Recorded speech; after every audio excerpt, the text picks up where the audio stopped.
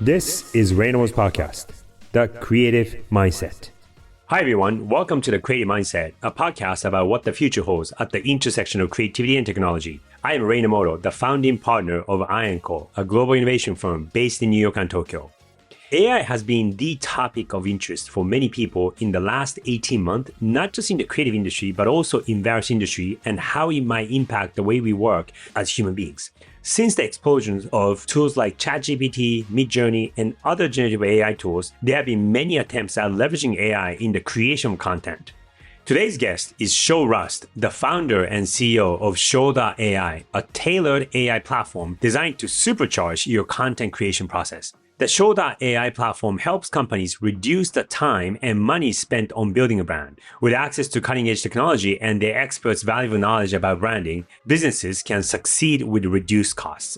Unlike many of the guests we invite to a podcast, I didn't know who Sho was or about his company SHO.AI until only a few months ago. I happened to see him have a conversation with another design entrepreneur on YouTube and found what he was trying to build fascinating. Without expecting a reply, I randomly reached out to Sho over LinkedIn. To my pleasant surprise, he replied back within a day and was happy to connect with me.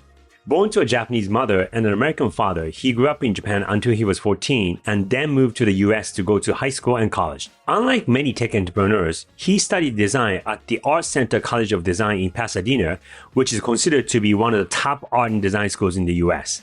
In some ways, similar backgrounds in that both he and I were born in Japan. Both he and I came to the US when we were in high school. Him a little earlier than me, obviously. He's also much younger. He and I come from different generations. But I have to say, I felt this keen connection with an individual who was interested in both technology and creativity. In part one of my conversation with Sho, I asked him quite a bit about how, as a kid who liked art and a student who studied design, became interested in entrepreneurship and what his journey has been like before and after starting a company. So let's get started. Sho, good to see you. Good to see you too, Ray. Yeah, I'm really excited to be here. Thank you. Yeah, thanks for joining. Where do we find you now? So right now, physically, I'm located in the middle of the United States, in Cape Girardeau, Missouri. Right. But I'm running a startup with a team all over the place. So you'll also find me in Paris, Los Angeles, New York at any given time. Oh, wow. Excellent. You know, your entrepreneurship background is a little different from a typical technology startup entrepreneur. So if you could give how you grew up and how you got yourself into what you're doing now. Yeah, absolutely. Well, first, I grew up in Japan, where I had more of a attraction to like traditional art, like drawing and different things like that. Eventually came to the US when I was about 13, 14, and I started to get into design. This is when Steve Jobs, like the first iPod and like the clamshell MacBook was starting to come out. And then I saw like a beauty in what they were able to create there. It was almost like magic for me when they're presenting these new features. And then oftentimes like Apple did a really good job of talking about benefit too. And then so as I was trying to find purpose in life, I saw a lot of purpose in like building some of that magic where I can like help and benefit more people. And then so even though I found a lot of success with art and in high school and middle school and different things like that, I decided to switch over to design. From design, I actually ended up working at BeReal, the #1 production company at the time. I was working on the Avengers film with Marvel. And then I was working on like Iron Man assets and different things like that. And then when I was working on those assets, in the back of my mind, I was thinking, this is possible. Like to ask a computer to repaint, an object red or a hot rod color or different things like that. It was possible. And so I started to look into that. And even my final project in college was a book designed completely using machine learning and like conditionals and some automation and some other things like that too. First of all, like what kind of tools to automate and what was that like? Yeah, I was using a lot of tools that were made available to me. And I still do today with I use the models from Google, Microsoft, and these different things. At the time, I was using some from like IBM. Like they had like cool sentiment analysis tools and different things like that, where I was able to classify certain pieces of content. And then once I was able to classify the content, I was able to design for it. But I was coding a lot of it, to be honest with you, at the time. I grew up coding quite a bit. Around like 12, 13, I needed to create like my first e-commerce website for my first like t-shirt brand. So, and then I guess like everyone has a t-shirt brand, right? But I just kept on coding. And then coding for me was just like another paintbrush or a piece of charcoal or different things like that. And because I grew up kind of developing those skill sets really quickly around like traditional art tools, coding also kind of came natural to me as well. And then so when my teacher told me, hey, I need you to design a 250-page book by the end of the term, in my head, my silly brain was like, it's going to be easier for me to teach a computer to do that. So at the time, I created a book called The Oracle of Omaha or something like that. And I pulled data from Warren Buffett's annual reports. And so I trained the model on annual reports essentially, and then had it kick out a book for me. And then, but the cool part was because I was generating the book, I can tweak the book for different use cases. So depending on the user, the reader, the book would be tailored to them. So they would get a special edition book printed and sent to them. And I even like at the time, this was still a school project, but it was a fully functioning website like that you can order the book from and like sent to smart warehousing. I just love to figure out how to make things work. It probably goes back to my days with Legos, right? It always goes back to Legos. We all play with Legos. Exactly. Once I got that bug, and then I started to see the advantages of that. So this was when you were a student. Still a student at this time. Yeah. I mean, way before, generative AI was the word that we all know, right? Yeah, this is like 2011, 2012 time. So this is over almost a decade ago, about 10 years ago. Yeah. Actually, in a weird way, I just kept on getting projects that could incorporate certain technologies like that a bit more and more. Yeah. I did a skunkworks project with Samsung where we were trying to make a Siri competitor, but it was like a robot. But there are certain elements of that are very similar to the conversations that we're having today. It was a concept project. So it's like a concept car where it's like very futuristic. We're seeing that come to fruition today.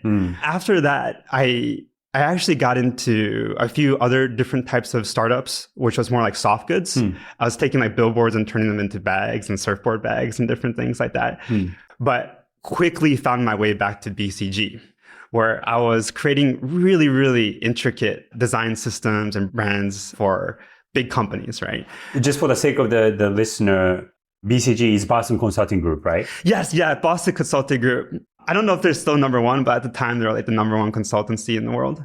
Great place to work at. They're like rated number one on Forbes, even above Google in terms of like work life.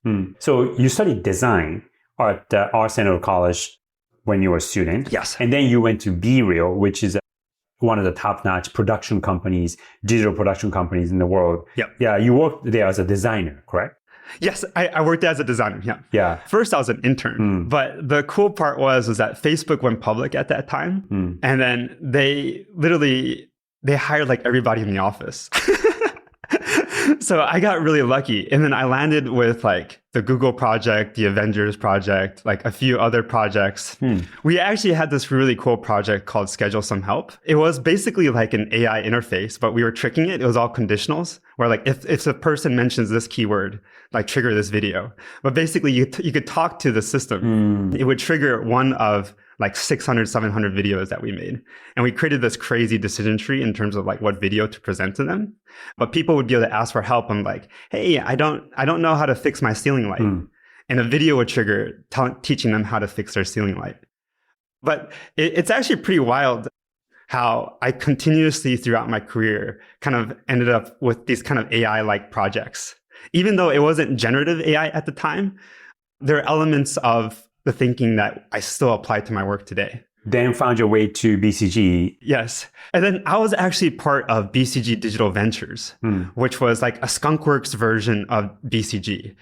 BCG, they were like, hey, we need to create a kind of a killer team that's able to come up with new ventures very quickly to kind of help corporations compete against these new disruptive startups.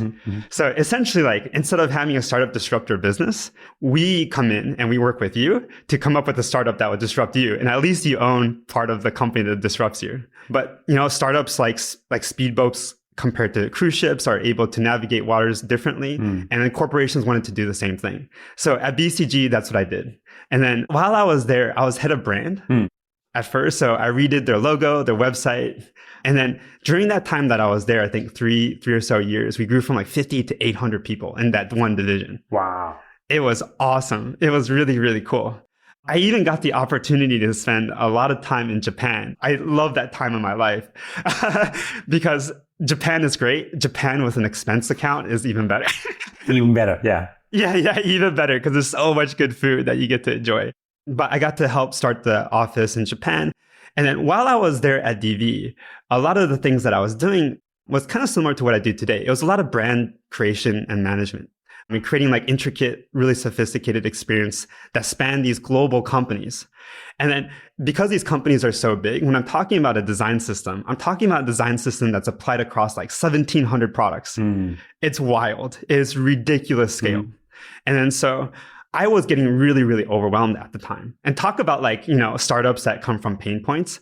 Well, I was spending like 3 to 4 years in hospitals just because I was overworking so hard. Wow. And I was so overwhelmed by everything that I had to do because these brands have crazy touch points and their expectations from what they want from a brand system is extremely overwhelming. Yeah. And then I also had team members that weren't sure how to execute on this. And that's where AI came in. Yeah. That's where GPT-1 really came in for me, actually. Yeah. Okay. Just to slow down a bit. Yeah. I totally understand what you're talking about, but some of the listeners might not understand. So I want to break these down. So when you say design systems, those are things like logos, colors, typefaces, images that a brand, let's just take, say, McDonald's as an example, gigantic, or Coca-Cola as an example. Yeah. Oh, you know what? Let's say take McDonald's as an example. Yeah.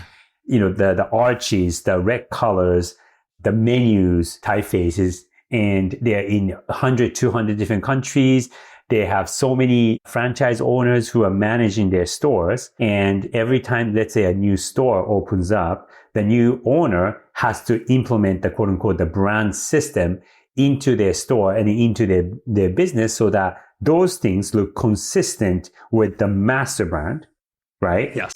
But, a tiny city in the US or in Europe or in Asia, that the business that they operate is consistent with thousands of other McDonald's stores. Yes. And what you were doing, let's say a big corporation starts a new business like that, and when they need to scale that, people had to do those things manually, create the guidelines and implement those guidelines.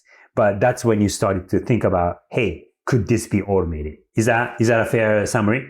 Absolutely. I was always obsessed with the fact that I would deliver something and then it was still kind of static. Like all those components that you just mentioned, the mobile header or the logo or business cards, social media assets, UI chat systems, customer portals in the backend, whatever it was, whenever you wanted to issue a change to your brand, the bigger that the system got, the less adaptable it became, the less like alive it felt, essentially. And then that's where I saw a huge opportunity with AI. The other big issue too was that oftentimes these global brands were working across multiple different languages and cultures. And then how you present the brand, for example, in Japan is very different than how you present the brand in the US. Right. Even from what you include from like a marketing copy perspective. For example, in Japan, people read a lot more about like features and like how the system works. Whereas in the United States, they just really want a clear like benefit of like, hey, you'll lose weight in 10 times faster in 5 days or something. Or in Japan, they want to actually see the regimen and what they're getting and very specific things. But a design system had to consider those things. And then I was also a little bit overwhelmed too, where like, let's say that you're delivering a 250-page playbook on a certain task. To deliver that in multiple different languages really quickly was a task that I was really struggling with. Translators at the time, there were a few translators with good APIs and stuff like that, but they didn't take in a lot of the cultural nuances. They were translating directly. And then so that was problematic. Right. GPT-1 at the time was being discussed, and then research papers were being published and different things like that. And I started to really kind of deep dive into those research papers. So this is like around 2018, GPT-1? Yeah. This is probably 2017. 17, okay. So still, even before ChatGPT came out. Oh, yeah. This is still 4 or 5 years before ChatGPT. So I started experimenting with GPT-1, some of those like language models. And then I showed a prototype to a few of my friends at BCG, and they essentially like quit their job the next day. They're like, oh, this is the future of brand generation and management. Like, and then this has huge application. Like as this thing scales, like we can see individuals, like we're starting to see that now. We're starting to see individuals that are training a language models like Chris Do on themselves. Like there's going to be personal versions of this as well in the future. They saw it. And then so they quit their jobs the next day, which kind of gave me the green light to quit my job as well. And then I was able to, well, I didn't have to convince anybody. They all willingly moved from Paris, New York, Los Angeles, living on the beach, having cushy jobs at BCG, to actually the first year we operated out of my grandma's basement in Cape Girardeau, Missouri. No way. Yeah. I took all these guys that were like making crazy money, doing really, really well, and then moved them out of their beach. So you quit BCG, you moved back to Missouri. Yes. Yeah. Yeah. And then you convinced other friends from BCGs to join you. Yes. Yeah. And did you need to raise money to do that? Or were you making enough money and you had enough savings from your cushy jobs, like you said? Yes. And were able to bootstrap? Yes, exactly. So for like the first full year or like a year and a half or so like that, we all had enough money to kind of bootstrap. Wow. Okay. Yeah. And then that was part of our strategy too, where it's like the first year living out of my grandma's basement, we didn't have to pay rent. Yeah. And then it's a bit of a sacrifice, that you have to make. At the time, when you're first starting a company, there's still a lot of things that you need to figure out. And then when you take money, you immediately have to accelerate. Right. They want you to scale, they want you to hire, and they want you to do a lot of these different things. Yeah. Yeah. We wanted to kind of get past that point first, where we knew exactly where we wanted to build before we like partnered with someone strategic. Yeah. How many founders were there? How many people did you start the company with? There were 4 of us at the time. 2 of them are no longer with us. One was just a culture difference. One of the engineers didn't jive well with the rest of the team. The other one was he was really good sales guy from sales and project management. But year 1, we didn't have a product yet. Oh, I see. So it wasn't the right time to have a salesperson. Yeah. And then he was also at the time getting married and having a kid and different things like that. Oh, I see. And then he didn't have the financial flexibility that the rest of us had. Yeah. And then so that was a little bit of a struggle too. So, you're like a year or so into starting a company. You started with 4 people and you're assuming you're still in your 20s and the first company that you're starting. What was going through your head? I will say emotionally, from like a journey perspective, I really underestimated the past 6 years. Yeah. I wouldn't wish it on my biggest enemies. It was really tough. The first year though, yeah, frankly, I was still riding off of the wave from the BCG days. They do a good job kind of training you to be a good athlete. Like go out there and like tackle the work. And that's what I did. And then there was still like a lot of excitement at the very beginning. I think first year you still have like a little bit of a honeymoon stage. But then you start talking to customers and stuff like that. And then every single startup, I think any good startup will kind of go through this, is that you do pretty good on like pitches and like you present it to your friends and family and investors and people seem to resonate well. And then you show it to a few customers and you get knocked out for the first time. And then like how you get up and then face those things was kind of year 2 for me. But actually stepping back, year 1, there was a lot of excitement, a lot of joy around it, a little bit of a fear of the unknown. But in the back of my head, I didn't really feel like I had a lot to lose because, worst case scenario, I go back to BCG or like I go back to one of those companies. They would probably value me even higher for even attempting to try to run a company. I saw that as like a green light to just keep moving forward and not worrying about too much. Now, when your team members, you start to realize, a team member is struggling or they're having like a little bit of a mental crisis because like COVID and different things like that. Those types of things. And like, it's almost like losing family members or losing like friendships and different things. Like that's the hardest. Yeah. If you have someone on your team that you really like as a friend, but they're just not performing, those leadership things was the hardest thing for me to overcome and learn. If you were to start the company, knowing what you've gone through, what would you have done differently?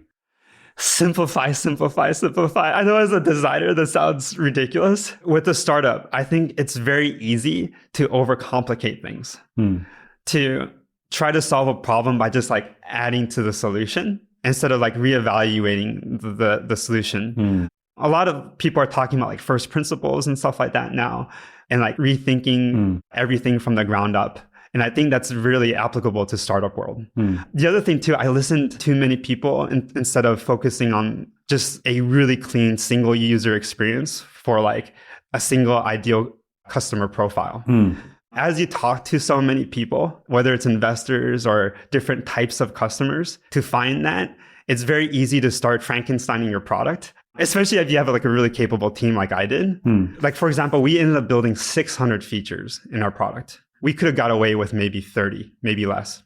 Like if you look at ChatGPT, that was just one feature that we had. Our platform, we had ChatGPT before ChatGPT came out, like 9 months before ChatGPT. And it was trained on all your knowledge base. And then people probably would have flocked more to our product if we focused on that one feature.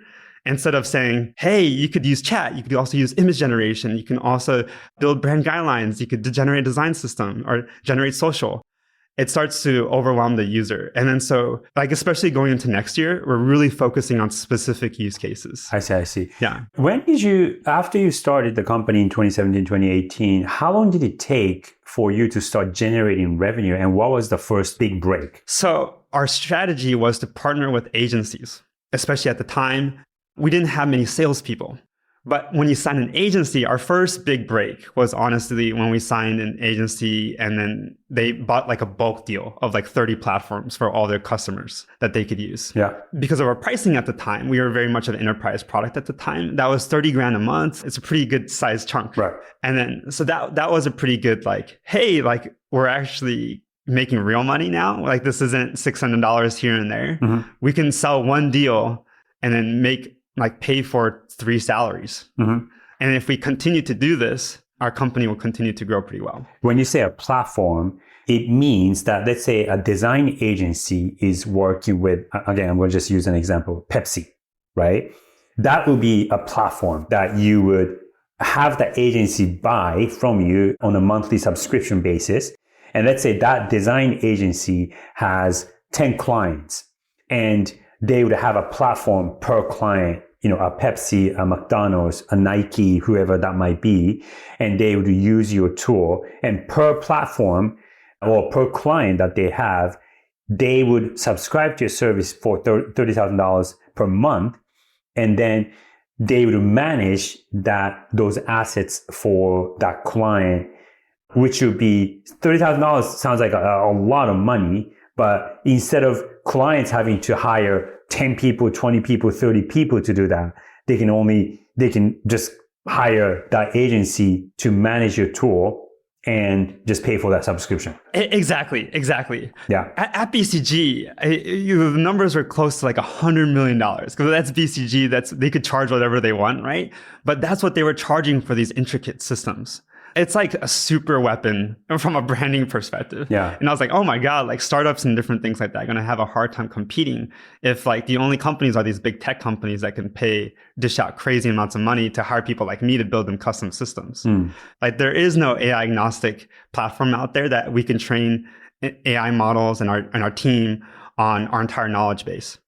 I'm sure like more of them will come out next year. I'm excited to see more competition, but right now, the option is they build it internally or they use our platform. Right. How long from day one of you starting the company, moving to your grandma's basement, and you weren't making any money at the time, but how long did it take to get to having the first paycheck from a client?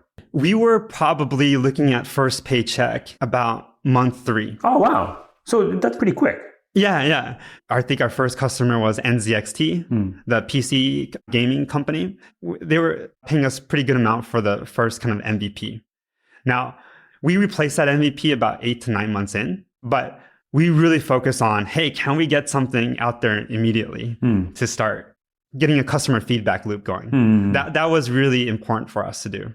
We didn't want to make assumptions about anything that we did. I see. But that can also be dangerous. Like sometimes you do want to prescribe something to the customer, not let them kind of let you know what they want. But right.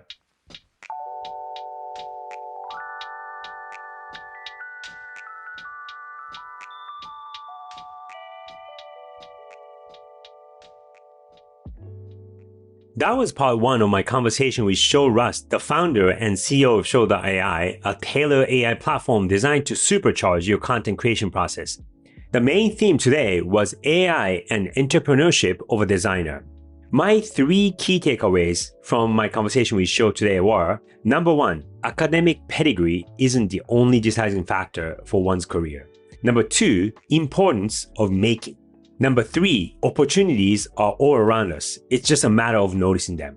So takeaway number 1, academic pedigree isn't the only deciding factor for one's career. There's definitely a tendency among investors to look at colleges where these entrepreneurs study and decide whether to invest in them or not. But at the same time, like Sho, who went to a design college, however, he was interested in programming on his own. And as I found out from my conversation with him today, even at a pretty young age in high school, he was interested in using his interest, passion, talent, and skill to start a business. He talked about a t-shirt business that he started when he was a teenager. So there was a fire and spark in him to begin with, even when he was a teenager, let alone before starting a company. At the same time, the fact that he went to a design school and was actively incorporating technology into his process, I would say he's a classic DIY, do-it-yourself entrepreneur. So my conversation with Sho was yet again a good reminder in the creative mindset of somebody who has this passion and spark in them, as well as curiosity to drive them forward. Academic pedigree isn't the only deciding factor for one's career. And in fact, I might even say that academic pedigree isn't the key deciding factor. Passion and curiosity in you, your motivation to pursue and actually make things happen are the more important deciding factors for one's career. Key takeaway number 2, importance of making. So this is a good segue from the first point that I was making. In my conversation with Sho, and this is a common theme that I find in many of my conversations with other creative practitioners, it's one thing to come up with an idea, but it's another thing to bring that idea to life. And that is more important than the idea itself or just coming up with an idea. Ideas are cheap, but executions are what's really, really hard. This reminded me of the conversation that I had with Paola Antonelli. She was one of the first guests that I had on this show almost a year ago.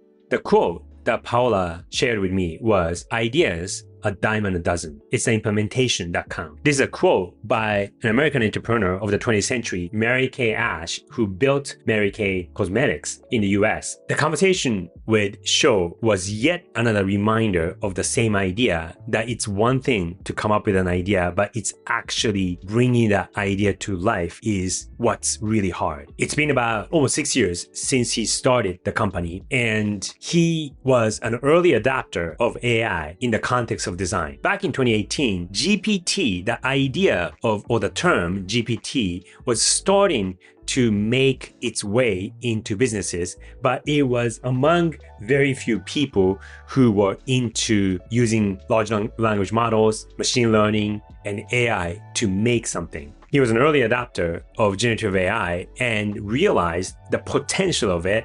And not only did he start experimenting with that idea, but spend the time, energy, and money on his own to turn that idea into a company, which is SHO.AI, and providing that platform to many, many creators. So point number 1, importance of making. Bringing an idea to life is more important than coming up with an idea. Key takeaway number 3, opportunities are all around us. It's a matter of noticing them. As you heard from my conversation with Sho, the reason why he started SHO.AI, or even before that, the reason why he built a tool to help with his work, was when he was working at a consultancy and found himself doing a task that repeated and could be time consuming. And oftentimes he was given those tasks by his superiors at the last minute, which made him essentially stay all night to execute those requests manually. He then turned that frustration into an opportunity, turned that into a tool, and then turned it into a company. Had he not spent the time to turn that frustration into a solution, we wouldn't be having this conversation and he wouldn't be running a company. So key takeaway number 3, opportunities are all around us. It's a matter of noticing them. Kudos to Sho for noticing that little frustration and turning that into an opportunity. So to summarize, academic pedigree isn't the only deciding factor for one's career. In fact, curiosity is the key factor. Number 2, importance of making. Bringing an idea to life is more important than coming up with an idea. And number 3, opportunities are all around us. It's a matter of noticing them. That was part 1 of my conversation with Sho Rust, the founder and CEO of SHO.AI, a tailored AI platform designed to supercharge your content creation process. If you're listening to this on Spotify, there's a Q&A field, so please do send us your questions and comments. And if you like our podcast, please leave us a 5-star rating. We'll be so grateful. In the next episode, we get into how Sho is thinking about the future of his company and AI services in an industry that is getting increasingly competitive. So stay tuned. I'm Ray Namoto, and this is The Creative Mindset. See you next time.